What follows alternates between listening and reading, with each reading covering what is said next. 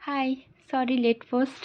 কারণ এখানে নেটওয়ার্কের ভীষণ প্রবলেম, সেই জন্য ভিডিও পোস্ট হচ্ছিল না। তো যাই হোক, তোমরা যেরকম জানো আমরা পুরীতে যাব।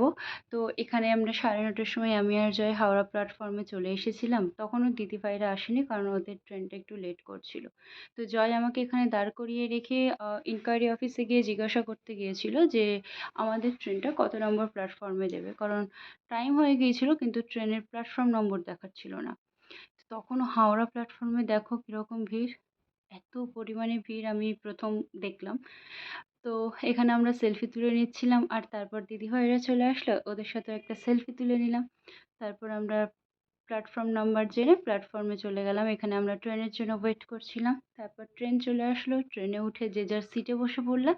আর এখানে দিদিভাই তার ভাইকে রাখি পরিয়ে দিচ্ছিল, কারণ সেদিন ছিল রাখি পূর্ণিমা। এইসবের কারণে না, মানে এই আসবো এইসবের জন্য দিদিভাইয়ের বাড়ি যাওয়া হয়নি। তো ও সেই জন্য রাখি নিয়ে এসেই ছিল। আর প্রত্যেক বছরই জয়ের হাতে দুটো করে রাখি পরাই, কারণ একটা জয়ের আর একটা হচ্ছে ভাইয়ের, মানে আমার ছোটো দেওরের। ও এখানে থাকে না, ও থাকে ব্যাঙ্গালোরে, তাই ওর রাখিটাও ভাইকে পরায়। তারপর তো ঘুমিয়ে পড়লাম, আর সকালে উঠে দেখলাম আমরা চলে এসেছি পুরী। পুরীতে এসে নেমে পড়লাম। আর এই দেখো জগন্নাথের মূর্তিগুলো না, এগুলো কাঠের তৈরি। তারপর হোটেলে এসে আগে ব্রেকফাস্ট সেরে নিলাম, কারণ খুব খিদে পেয়ে গিয়েছিল। এখানে ছিল ধোসা, কোকোনাট চাটনি, সাম্বার আর সিঙ্গারার সাথে একটা চাটনি দেয়, সেই চাটনিটা। খুব একটা ভালো খাবারটা ছিল না, কিন্তু প্রচুর খিদে পেয়েছিল বলে আমরা এটাই খেয়ে নিয়েছিলাম। তারপর রেডি হয়ে বেরিয়ে পড়লাম বিচে যাবার জন্যে।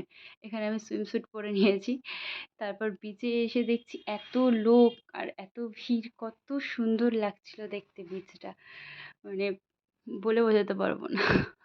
আমার সমুদ্র পার্সোনালি খুব একটা পছন্দ না, আমার পাহাড় বেশি পছন্দ, কিন্তু সমুদ্রের এই যে ঢেউ আর তার আওয়াজ, এটা আমার ভীষণ ভালো লাগে। তো যাই হোক, এখানে একটু সেলফি তুলে নিচ্ছিলাম, উটের সাথে একটু সেলফি তুলে নিলাম। কারণ প্রথমে ভয় পাচ্ছিলাম, তবে দাদাটা বললো ভয় পাওয়ার দরকার নেই, তুমি তোলো, উট কিছু বলবে না। আর ঘুরতে যাব, মামা ভাগ্নের খুনসুটি থাকবে না, এটা তো হতে পারে না। এখানে দেখো পিঠের ওপর নিয়ে ডন দেওয়ার চেষ্টা করছিল। আর এখানটায় আমি আর জয় জলের মধ্যে গিয়ে একটা ছবি তুলেছিলাম। আর এখানে দেখো কর কর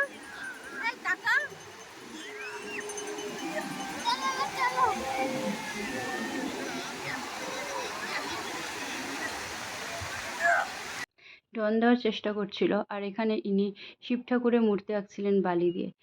সব মিলিয়ে দিনটা বেশ মজাদার কাটলো, খুব ভালো লাগলো, খুব এনজয় করলাম। তোমরা কে কে এসছো পুরীতে আমাকে অবশ্যই জানিও।